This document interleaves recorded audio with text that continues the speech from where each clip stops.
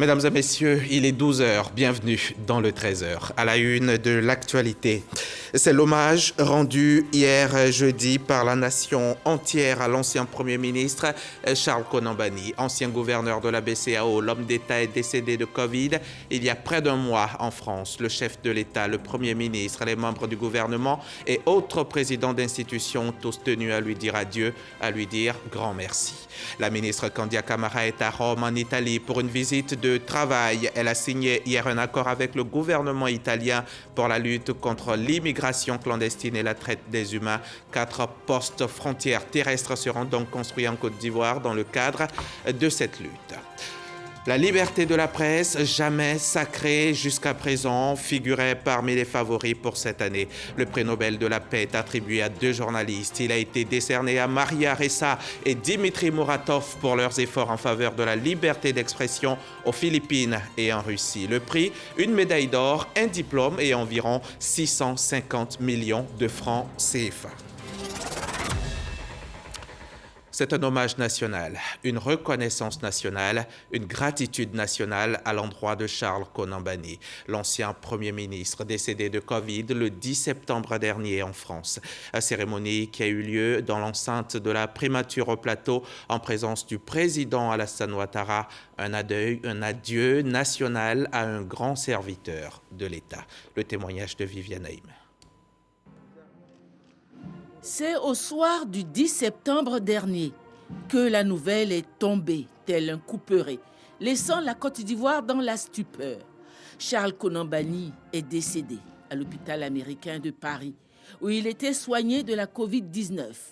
Une mort brusque qui a surpris tout le monde.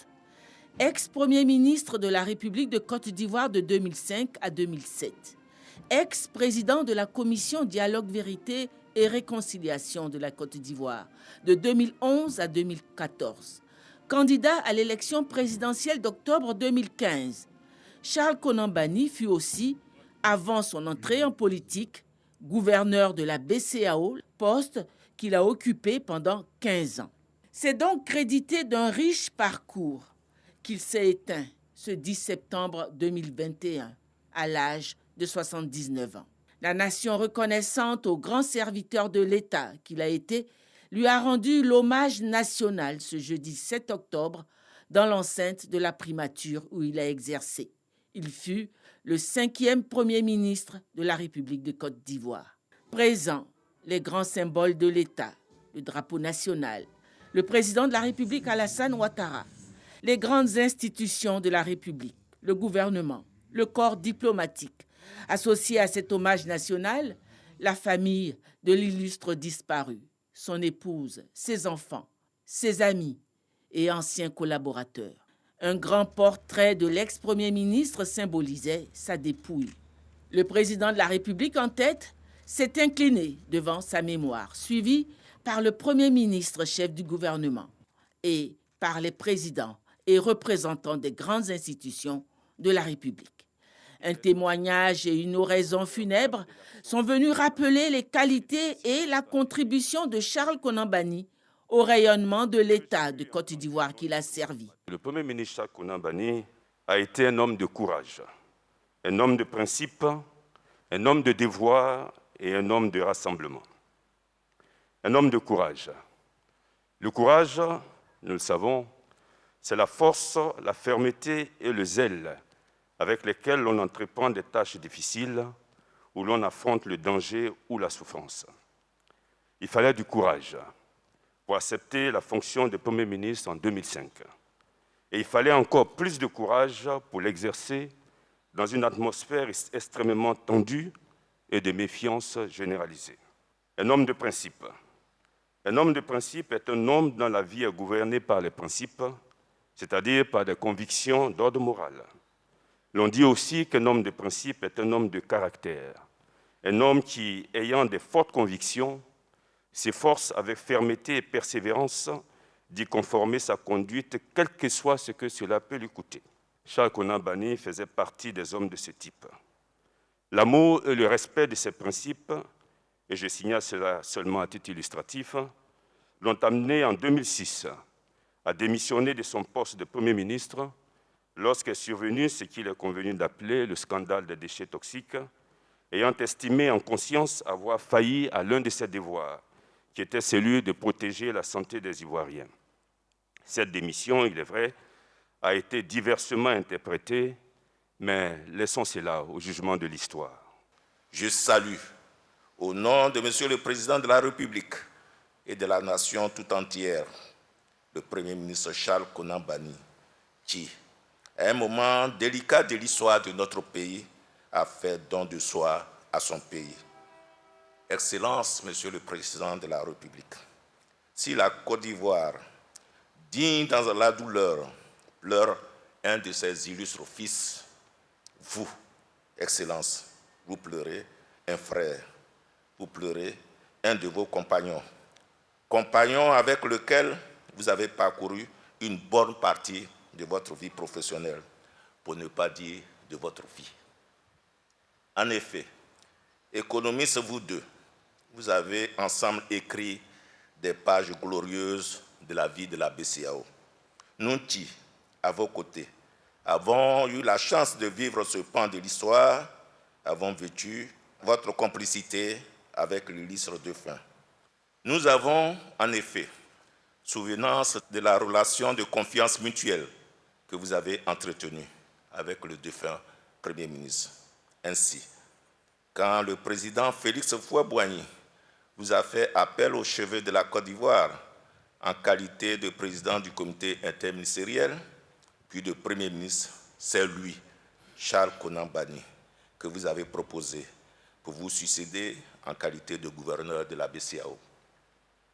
De même, dès votre accession à la magistrature suprême en 2011, c'est à lui que vous avez bien voulu confier la gestion du volet réconciliation nationale dans une Côte d'Ivoire secouée par des contradictions internes et une profonde division.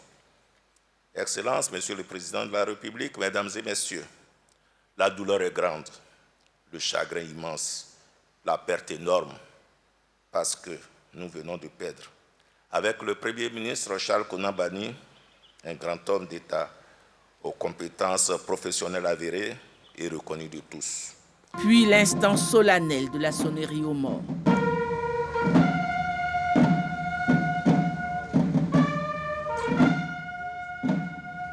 Suivi de la remise du drapeau national à la veuve. Après s'être ainsi acquitté de son devoir envers son grand serviteur, l'État de Côte d'Ivoire pouvait laisser aller sa dépouille. Charles Konan Banny a été remis aux siens pour son inhumation. Que l'âme de Charles Konan Banny repose en paix. Par ma voix, le groupe RTI présente ses plus sincères condoléances à sa famille et à toute la Côte d'Ivoire. Le prix du kilogramme du coton graine est connu. Pour la campagne 2021-2022, il est de 300 francs CFA, et ce en dépit de la baisse du cours mondial. L'annonce a été faite hier jeudi à l'occasion justement d'une cérémonie organisée par les acteurs de la filière pour saluer les efforts du gouvernement dans l'amélioration de leurs conditions de vie. Noël Niagno, reportage. Joyeux anniversaire, l'Intercoton. Joyeux anniversaire. Oui, l'Intercoton a 20 ans. Cela va se célébrer de ce 7 octobre au 20 novembre prochain. Mais avant, l'Intercoton reçoit ses cadeaux d'anniversaire. Le premier, le prix de la campagne 21-22. Il est maintenu à 300 francs CFA, malgré la tendance baissière du cours mondial.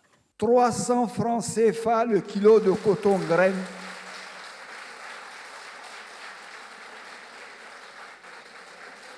« 300 francs CFA le kilo de coton graine de premier choix et 275 francs CFA le kilo le coton graine de deuxième choix. » Pour le soutien de ce prix, l'État a consenti un appui à la dimension des enjeux socio-économiques de cette spéculation. Sur la base de la prévision de production de 582 485 tonnes, ceci induit donc un soutien du gouvernement de 32,9 francs CFA le kilo, correspondant à 19 milliards 164 francs CFA. C'est un ouf de soulagement pour les producteurs. Quand j'étais avec mon papa, nous avons cultivé le coton et nous avons vendu le coton à 60 francs, à 70 francs. Aujourd'hui, si c'est à 300 francs, ça veut dire que vraiment c'est un effort du gouvernement, ça nous encourage. Au-delà du prix du coton graine, le gouvernement a consenti un deuxième cadeau d'anniversaire. Il a porté sur le prix des intrants. Pour le NPK, 277 francs CFA le kilo, soit 13 850 francs CFA le sac de 50 kilos. Pour l'urée, 295 francs CFA le kilo, soit 14 750 francs le sac de 50 kilos. Pour les insecticides, 33 000 francs CFA par hectare pour le cycle culturel. Grâce à cet appui constant, Intercoton a pu tisser harmonieusement sa toile malgré les crises qui ont secoué la Côte d'Ivoire pour se hisser à un niveau confortable. Le nombre de producteurs va passer d'environ 60 000 en 2010-2011 à 132 000 en 2020-2021 pour une production record qui passe donc de 174 000 tonnes à 559 000 tonnes de coton graine, soit plus du triple sur cette période. Ces acquis sont l'œuvre d'une somme d'actions menées avec rigueur et professionnalisme. Le sérieux, le dynamisme et la dextérité affichés dans l'exécution de ces tâches depuis 20 ans lui ont permis d'élargir son réseau professionnel en y intégrant ses partenaires stratégiques, techniques et financiers internationaux au plus haut niveau, dont l'Union européenne, le groupe de la Banque mondiale, l'Agence française de développement. Comme on le voit, l'Intercoton a su exploiter ces 20 années pour se positionner comme une organisation crédible et forte. Pour l'avenir, le Premier ministre fait une invite. Notre conviction stratégique est simple et forte. La consolidation des acquis et l'accroissement de la profitabilité de la filière, comme dans d'autres secteurs agricoles, passent nécessairement par une transformation nationale accrue de nos richesses agricoles et donc une relance puissante de l'industrie ivoirienne du textile et de la confection. Le coton en chiffres, c'est 7% des recettes d'exportation et contribue à hauteur de 1% au produit intérieur brut. Le bassin cotonnier s'étend sur une superficie de un peu plus de 50% du territoire national et fait vivre environ 3 millions d'Ivoiriens. Kandia Camara est à l'extérieur depuis quelques jours déjà. Là, elle est à Rome. Sur place, la ministre d'État, ministre des Affaires étrangères, vient de signer un accord avec le gouvernement italien. Les deux pays ont décidé de se battre ensemble contre l'immigration clandestine et la traite des humains. Les précisions de Michel Digré, notre envoyé spécial. Les défis posés par la migration irrégulière des populations exigent une prise de responsabilité commune et l'engagement des pays d'origine et de destination à gérer efficacement tous les aspects humanitaires et sécuritaires liés à ce phénomène. La Côte d'Ivoire et l'Italie signent un protocole d'accord pour renforcer les capacités de leurs forces de police compétentes en matière de gestion des frontières et de la migration irrégulière, de retour des migrants, de lutte contre le trafic de migrants et la traite des humains. La Côte d'Ivoire était représentée par la délégation conduite par la ministre des Affaires étrangères, Kandia Camara. La ministre de l'Intérieur, Luciana Lamorghese, dirigeait la partie italienne. Kandia Camara a également eu une séance de travail avec le grand chancelier de l'Ordre de Malte qui a annoncé un projet d'accord sectoriel portant sur la formation des secouristes civils en Côte d'Ivoire pour combler le déficit de sapeurs-pompiers à l'intérieur du pays. Nous entretenons des relations fraternelles avec la Côte d'Ivoire depuis près de 50 ans, au cours desquelles nous avions mené des activités humanitaires et dans le domaine de la santé. Ce genre de rencontres permettent de maintenir cette amitié et nous a permis de réfléchir sur la manière dont nous pouvons développer d'autres activités en Côte d'Ivoire. Nous avons transmis les remerciements du président de la République et de la Côte d'Ivoire à son Excellence pour tout ce que l'Ordre de Malte a fait depuis près d'un demi-siècle en Côte d'Ivoire, aux Ivoiriens. Et donc c'est le sens de notre présence ici pour leur exprimer toute la gratitude du président de la République, son Excellence Alassane Ouattara, et du peuple de Côte d'Ivoire. Fondé au XIe siècle, l'ordre de Malte est un ordre religieux catholique et laïque qui, par sa vocation hospitalière, agit au service des pauvres, des malades et des populations vulnérables dans le monde.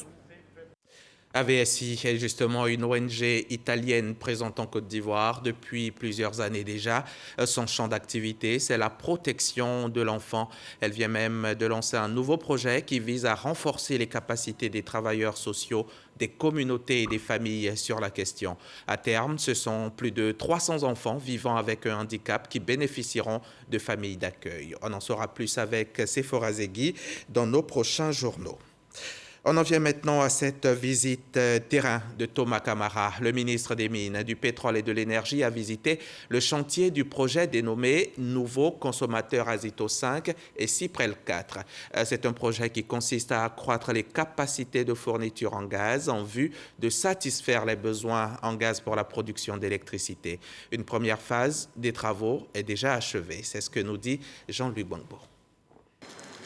Pour ce projet qui s'étend entre Jacquesville et Azito, en passant par Vridi, c'est dans les airs qu'une partie de la visite du ministre s'est effectuée. Les sites de production de gaz en mer ainsi que les itinéraires prévus pour la réalisation des pipelines ont été observés par Thomas Camara. Il a pu ainsi s'imprégner de l'état d'avancement de ce projet dont l'objectif est d'accroître les capacités de fourniture en gaz pour la production nationale d'électricité. Le chantier est encore en cours. Nous voulons donc encourager les équipes à poursuivre le travail avec le même rythme, de sorte que nous puissions remplir nos obligations, à savoir fournir l'électricité à la population et aux industriels en quantité suffisante. Ce projet vise à répondre aux besoins supplémentaires en gaz qui seront générés par les 2 nouvelles centrales électriques en construction à Azito et Tabot à Jacquesville. Des centrales qui apporteront 650 MW de plus à la Côte d'Ivoire. Au total, ce sont 98,7 km de pipeline qui seront réalisés dans le cadre de ce projet. Une première phase qui consistait à la mise en place d'un poste de livraison à Azito est achevée depuis mars 2021. L'usage des énergies renouvelables devient un impératif si on veut promouvoir le développement durable. Ce sont les mots des experts. Ils l'ont dit cette semaine au petit déjeuner de l'innovation. Énergie renouvelable et amélioration des conditions de vie des populations ivoiriennes. C'était le thème de la rencontre initiée par le FONSTI, le Fonds pour la science, la technologie et l'innovation. Suivons le compte-rendu de Dangui Dangui. À partir du manioc, il fabrique du bioéthanol utilisable comme du carburant. L'invention de Eddy lui a permis d'avoir de nombreux prix. Des prix qui lui ouvrent aujourd'hui les portes du petit déjeuner de l'innovation, qui a eu pour thème énergie renouvelable et amélioration des conditions de vie des populations ivoiriennes. Les énergies renouvelables font partie intégrante désormais de notre écosystème, vu l'urgence de réchauffement climatique que notre monde vit. Et il est très important, il est même nécessaire que nous passions à une transition écologique. Présentation, questions, réponses, contributions ont enrichi ce rendez-vous d'échange et de partage de bonnes pratiques qui a rassemblé de nombreux experts et les acteurs de l'environnement. Le développement de l'énergie renouvelable n'est pas une option, mais un impératif pour les États du monde entier qui rêvent de développement durable. C'est l'une des convictions les mieux partagées par ces chantres du développement durable. Nous devons inscrire notre vision du développement dans la durée. Et si vous voulez travailler dans la durée, non seulement pas pour vous, pas pour les générations actuelles, mais pour les générations à venir, il est important que vous envisagez d'investir sérieusement et massivement dans les énergies renouvelables. Il est inconcevable que dans un pays comme la Côte d'Ivoire, qui dispose de soleil à longueur de journée, toute l'année, que certaines zones rurales de notre pays ne puissent pas encore disposer d'éclairage. Le Fonds pour la science, la technologie et l'innovation, FONSTI, a entre autres pour mission le financement des programmes nationaux de recherche, des projets d'innovation et de recherche scientifique. La force naît de l'adversité et des souffrances. Voilà de nombreux mois que le coronavirus met à rude épreuve notre résilience et notre intelligence, mais nous finirons bien par le neutraliser.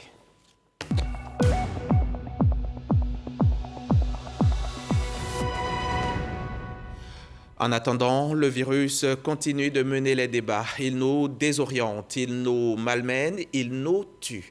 Hier encore, il a emporté une vie en rendant malade 68 personnes. Depuis mars 2020, 60 641 personnes ont été touchées par la maladie et 1374 se battent encore pour en guérir. 654 autres n'ont pas eu cette chance. Ils ont définitivement perdu le combat contre le monstre. Lavage des mains répété plusieurs fois au savon, le port du masque de protection et le vaccin, voilà ce qui pourrait nous mettre à l'abri du coronavirus. C'est donc seulement à ce prix qu'on retrouvera notre vie d'avant, libérée des griffes du monstre Covid. C'est en tout cas le rêve de tous. Partout sur la planète, on pense déjà la vie d'après le coronavirus. Chacun avec ses ingrédients, chacun avec ses espoirs. Le monde est aujourd'hui uni dans l'adversité, tous ensemble contre un monstre qui, pour l'heure, semble plus fort et qui a pris nos vies et notre liberté en otage. Gros plan sur les politiques déployées à travers le monde pour faire face à l'après-Covid. C'est un document signé Alexis Ouedraogo.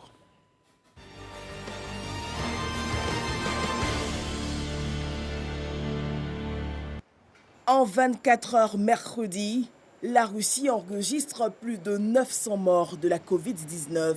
Indexé, le variant Delta et l'indifférence des populations à l'égard du vaccin. Le nombre de cas augmente à Moscou, mais je pense que la situation n'est pas encore critique. Vacciné ou non, chacun est responsable de son propre état de santé. Résultat, avec plus de 213 000 morts depuis le début de l'épidémie, la Russie est désormais le pays le plus touché d'Europe. Une flambée qui force certaines régions à introduire des passes sanitaires. Un tableau quasi identique aux États-Unis, qui enregistre plus de 653 000 morts depuis le début de la crise sanitaire. Le 10 septembre, le président durcit le ton avec son plan de vaccination obligatoire pour des millions de salariés. Ce qui rend la situation incroyablement plus frustrante, c'est que nous disposons des outils pour combattre le Covid-19 et qu'une minorité identifiée d'Américains, soutenue par une minorité identifiée de responsables politiques, nous empêche de tourner la page. Avec cette mesure, il faut aussi relancer l'économie américaine. Les États-Unis ont injecté 1 900 milliards de dollars pour contrer les effets de la pandémie. L'enveloppe permet, entre autres points, à des millions d'Américains de recevoir des chèques de 1 400 dollars en aide post-Covid. Une dynamique suivie par l'Europe. Depuis début juillet, les plans nationaux de relance sont alignés. Les pays approuvés par le Conseil de l'Union européenne reçoivent les premiers versements de fonds. 672 milliards d'euros de subventions et de prêts destinés à financer des projets. C'est un message très fort de solidarité et de confiance dans l'Union européenne, car ce qui est vrai pour le virus l'est aussi pour l'économie. Aucun État membre n'aurait été capable de maîtriser cette crise tout seul. Et l'Afrique alors, dans ce dispositif de relance post-Covid?